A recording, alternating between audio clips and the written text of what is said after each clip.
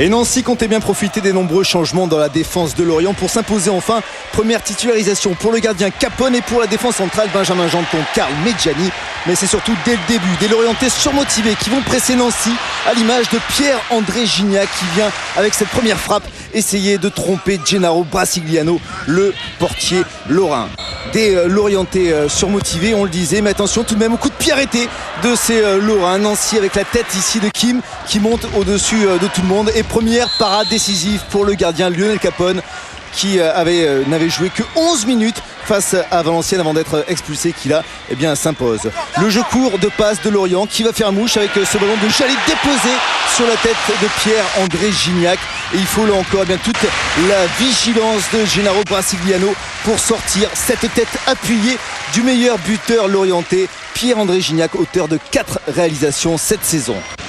Nancy n'a pas montré grand chose dans cette première période et Pablo Correa est forcément un peu déçu de la prestation de ces hommes plutôt appliqués sur le plan défensif mais qui ne montrent pas grand chose en attaque, à part bien sûr ce mouvement de Curbelo qui va décaler Issardia, le jeune prodige qui centre en retrait. Il n'y a aucun partenaire pour reprendre si ce n'est Kim qui ne peut trouver le cadre de Lionel Capone, mais c'est bien maigre pour cette équipe de Nancy. Alors en face, Lorient va se sentir pousser des ailes, emmené notamment par Fabrice Abriel et puis par surtout ce latéral droit, Christophe Jallet qui va déposer ce ballon, qui laisse toute la défense sur place. Et voilà finalement Ulrich Le Pen à la 67e minute qui ouvre le score en faveur de Lorient. Premier but de la saison pour le capitaine Ulrich Le Pen, très très bon ce soir. Il avait été sauveur dans les buts il y a 15 jours face à Valenciennes. Et bien le voilà dans un registre plus habituel, le capitaine Ulrich Le Pen, pour donc donner l'avantage à cette équipe de Lorient.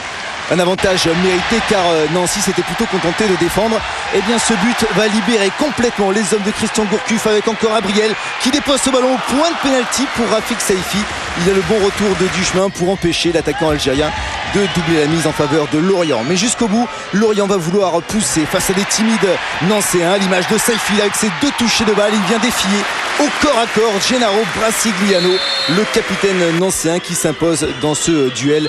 Mais Nancy souffre face à ces Lorientais, on l'a dit, en état de grâce depuis la victoire face à l'Olympique de Marseille.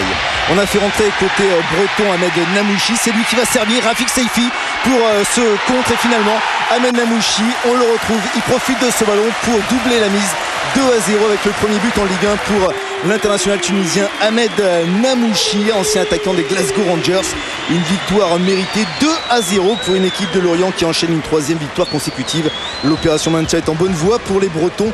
C'est en revanche une nouvelle déception pour Nancy et Pablo Correa qui abandonnent ainsi leur 2e place. Réaction au micro de Laurent Vernet.